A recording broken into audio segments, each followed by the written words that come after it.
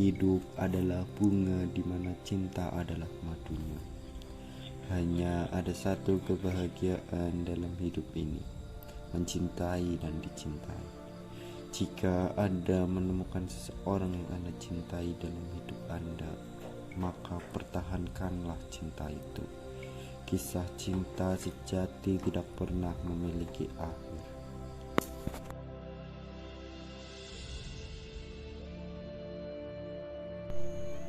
Nah, perkenalkan, nama saya Bintang Aji Nur Firdaus, biasa dipanggil Bintang, dari kelas 12 MIPA 1. Di video ini, saya akan menceritakan sebuah sinopsis novel trilogi yang berjudul Roro Mendut karya Mangunwijoyo.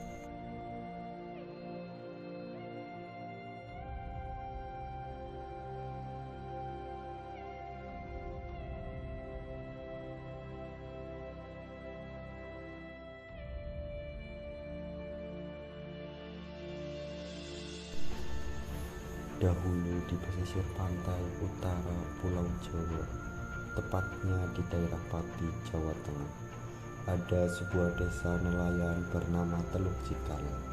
Desa itu termasuk ke dalam wilayah Kadipaten Pati yang dipimpin oleh Adipati Progolo II. Di Teluk Cikal hiduplah seorang gadis anak nelayan bernama Roro Mendut. Ia seorang gadis yang cantik dan rupawan. Karena kecantikannya begitu sangat memikat lelaki di desanya, dari rakyat biasa dan para penguasa kerajaan. Kecantikan Roro Mendut yang menawan menjadikannya buah bibir di kalangan masyarakat luas. Kabar buah bibir itu pun sampai ke telinga sang Adipati Pragola, penguasa Pati pada masa itu, sehingga Adipati Pragola ingin menjadikannya sebagai selir. Belum sempat dinikahi oleh Adipati Pragola, Sultan Agung Mataram menyerang Kadipaten Pati. Penyerangan itu dipimpin oleh Tumenggung Wiraguna, yang saat itu menjabat sebagai panglima. Singkat cerita, Pati kalah dalam penyerangan itu. Harta benda, wanita, dan bahkan selir Kadipaten dibawa ke Mataram sebagai rampasan perang. Tak terkecuali Roro Mendut, diboyonglah ia ke Mataram. Di Mataram, Sultan Agung berkenan menghadiahkan Roro Mendut kepada Tumenggung Wiraguna. Lelaki normal mana yang tidak senang dan bahagia mendapatkan hadiah wanita yang sangat cantik dan seksi, wanita yang menjadi rebutan para lelaki. Tapi tidak bagi Roro Mendut. Hati nuraninya senantiasa berontak dan ingin melepaskan diri dari belenggu perbudakan yang menimpanya. Ia sadar bahwa dirinya hanya dipandang sebagai pemuas nafsu birahi para penguasa daripada sebagai pribadi wanita Jawa. Setiap hari Tumenggung Wiraguna melontarkan rayuan yang membuat hati Roro Mendut tak luluh, karena selalu menolak Wiraguna. Lama-kelamaan kesabaran sang Tumenggung mendekati puncak kejengkelannya, sehingga ia mengancam Roro Mendut untuk membayar pajak. Tapi Roro Mendut tak gentar mendengar ancaman tersebut. Ia lebih memilih membayar pajak daripada harus menjadi selir dari seorang lelaki parubaya seperti Tumenggung Wiraguna. Meskipun demikian, karena kecantikannya Roro Mendut telah terkenal dan kondang kaloka di seluruh pelosok negeri Mataram, maka tidak ada satu lelaki pun yang merasa diragukan atau berkeberatan. Mereka justru merasa tersanjung dan sangat senang dapat menikmati tegesan sambil membayangkan bibir merah-merahnya Roro Mendut. Akhirnya pada suatu hari bertemulah Roro Mendut dengan sosok pemuda gagah yang hendak membeli tegesan rokok yang ia jual. Pemuda itu bernama Pranacitra. Pertemuan Roro Mendut dan Pranacitra saat itu membuat mereka berdua saling jatuh cinta. Yang mereka jatuh cinta pada pandangan pertama.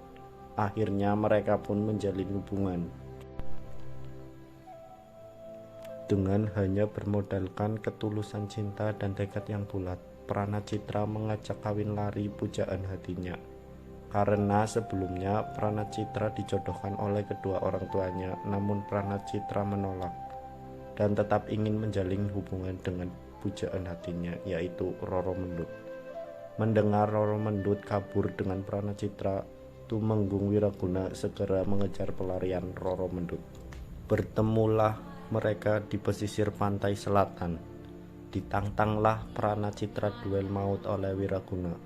Karena Pranacitra hanyalah pemuda biasa yang minim pengalaman tarungnya, sedangkan Wiraguna adalah tumenggung yang sudah kenyang dengan manis asemnya pertarungan. Bisa ditebak hasil pertandingannya yang tak seimbang ini. Pranacitra tewas ditikam keris oleh Wiraguna, tetapi pada saat itu Mendut maju spontan bermaksud membela kekasihnya, sehingga tanpa sengaja keris Wiraguna menusuk jantung Mendut yang rebah di atas kekasihnya.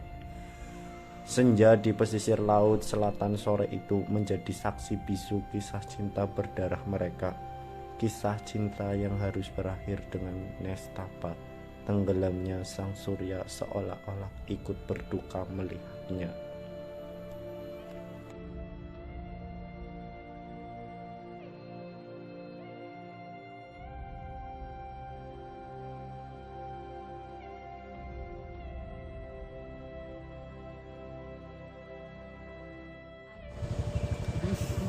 Terima kasih telah menonton video saya, semoga sukses selalu.